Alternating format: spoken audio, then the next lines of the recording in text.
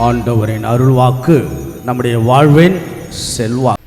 அன்புக்குரியவர்களே, மீண்டும் ஒரு நாள் இல்லையா ஆண்டவரின் சன்னிதானத்தில் நாம் குழுமை கடவுளுக்கு நாம் நன்றி செலுத்தி நம்முடைய விசுவாசத்தெல்லாம் புதுப்பித்து கொண்டு மகிழ்வோடு மனநிறைவோடு இந்த நாள் வேலைகளெல்லாம் நாம் செய்ய ஆண்டவருடைய அருள் தேடி நாம் வருகின்றோம். ஆண்டவர் நம்ம எல்லாரையும் நிறைவாக ஆசீர்வதிக்கட்டும் என்று அன்போடு உங்களை வாழ்த்துகின்றேன்.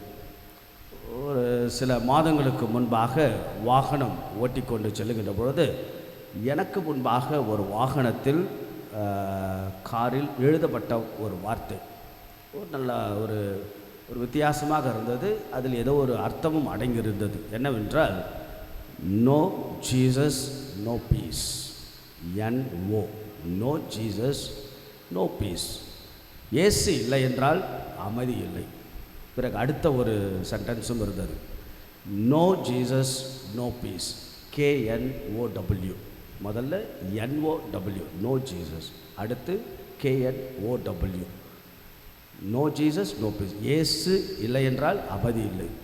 KNOW, இயேசு எனக்கு தெரியும் என்றால் என் வாழ்வில் அமைதி இருக்கும். என்ன அழகான வார்த்தை இல்லையா? No Jesus no peace, then know Jesus no peace. இயேசு இல்லை என்றால் அமைதி இல்லை, இயேசு இருந்தார் என்றால் அமைதி. இந்த நாளுடைய இறை வார்த்தை பாருங்கள், அதை தான் சொல்லுகிறது. இந்த நாளுடைய இறை வார்த்தை ஏறக்குறைய இந்த ஃபேர்வெல் ஸ்பீச், ஆண்டவர் இயேசுடைய பிரியா விடை பேச்சுக்கள். தான் செல்வதற்கு முன்பாக சீடர்களிடம் அழகாக பேசிய வார்த்தைகள். யோவான் எழுதிய அதிகாரம் 14, 15, 16. அதில் இன்றைக்கு ஒரு அழகான ஒரு குறிப்பு. என்ன குறிப்பது? அமைதியை உங்களுக்கு விட்டு செல்கின்றேன், என் அமைதியை உங்களுக்கு அளிக்கின்றேன். நான் தரும் அமைதி இந்த உலகம் தரும் அமைதி போன்றது அல்ல. நீங்கள் உள்ளம் கலங்க வேண்டாம், மருளவும் வேண்டாம். அப்படி என்றால் ஆண்டவர் இயேசு அமைதியின் ஆண்டவர். He always wants to give the peace. ஆகையிலே நாம் எல்லாரும் அதுதானே ஒவ்வொரு நாளும் நிம்மதியாக அமைதியாக நாள் சொல்ல. அதனால் இயேசுவின் சந்நிதி நம் குடும்பத்தின் நிம்மதி. இந்த நிம்மதியை அமைதியை தருபவர் இறைவன். அந்த இறைவனை நாடுவதும் தேடுவதும் தான். இன்றைக்கி எல்லாருடைய வாழ்க்கையிலும் ஒரு குழப்பங்கள், பிரச்சனை. இப்பொழுது தேர்தல் முடிவுகள் எல்லாம் வந்து எதிர்பாராத பல திருப்பங்கள் இருந்தாலும் அடுத்து என்ன நடக்கும் என்ற நியாயமான கேள்வி. நன்றாக ஆட்சி அமையட்டும், அமைதியான ஆட்சி அமையட்டும், மகிழ்ச்சியான ஆட்சி அமையட்டும்.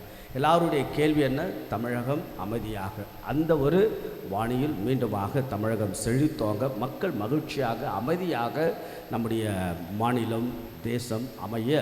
ஆக இப்படியாக இயேசுவின் அந்த அமைதி இந்த இடத்தில் தங்க நாம் தொடர்ந்து நாம் ஜெபிக்கலாம். இப்போ அமைதி என்பது பிரச்சனைகள் இல்லாத ஒரு சூழல் தான் அமைதி என்பது அல்ல. ஆண்டவருடைய பிரசன்னத்தை உணர்வது தான் அமைதி. The peace is not the absence of the trouble, rather to feel the presence of God in us, that is peace. அதாவது பிரச்சனையே எனக்கு வேண்டாம், தட் இஸ் அமைதி அல்ல. பிரச்சனைகள் மத்தியில் ஆண்டவருடைய பிரசன்னத்தை உணர்வது, துன்பத்தின் மத்தியிலும் கடவுளுடைய பிரசன்னத்தை உணர்வது. இன்றைய நாளுடைய முதல் வாசகம் புனித பவுலடியார் சந்தித்த துன்பம். அவரை கல்லடித்து கொன்றார், கல்லடித்து எறிகிறாங்க.